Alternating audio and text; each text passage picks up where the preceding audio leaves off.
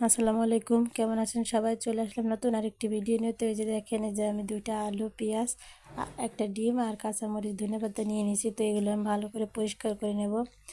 আমি ডিম দিয়ে আলু দিয়ে ভাজি করব। তো কিভাবে ভাজি করি সেটা দেখেন। অনেক তো ডিমের রেসিপি খাইছেন, একবার এটা চেষ্টা করবেন, দেখবেন কত মজা লাগে। যে কখনো ডিম ভাজা খেতে চায় না, বিশেষ করে বাচ্চারা, সেও খাবে। তো আমি ভালো করে আলুটা কুচিয়ে নিছি, ধনেপাতা, পেঁয়াজ আর কাঁচামরিচও ভালো করে কেটে নিছি। তো ডিমটা আমি আলাদা বাটিতে ভেঙে নিছি, কারণ পোলট্রি মুরগির ডিমের ভিতরে অনেক সময় ময়লা থাকে, রক্তের মতো থাকে, এই জন্য আমি আলাদা ভেঙে নিই। তো আমি হলুদ, পরিমাণ মতো হলুদের গুঁড়া আর লবণ দিয়ে নিচ্ছি।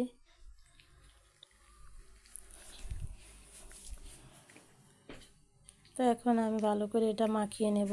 তো যত ভালো করে মাখিয়ে নেবেন ততই ভালো লাগে খেতে।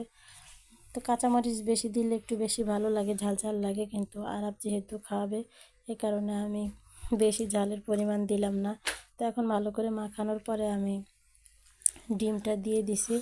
তো ডিমটা এই যে মাখানো শেষ। এখন আমি চুলায় ফ্রাই প্যান দিয়ে দিছি। তেলটা গরম হলে আমি সুন্দর করে ডিমটা দিয়ে দেব।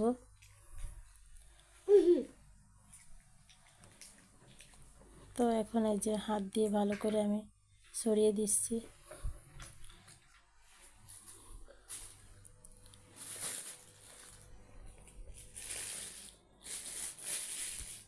তো এখন ছড়ানোর পরে আমি ঢাকনা দিয়ে ঢেকে দেব।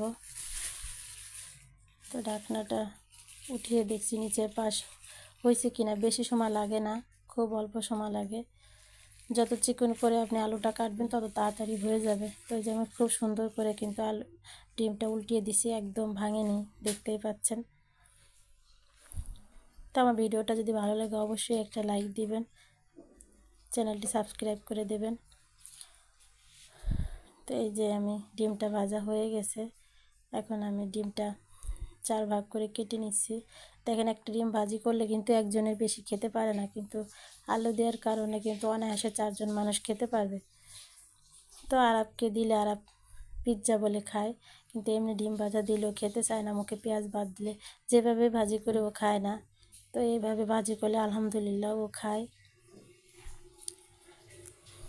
তো এই যে দেখেন, ভাজা শেষ, আমি আর আরব খেতে বসলাম।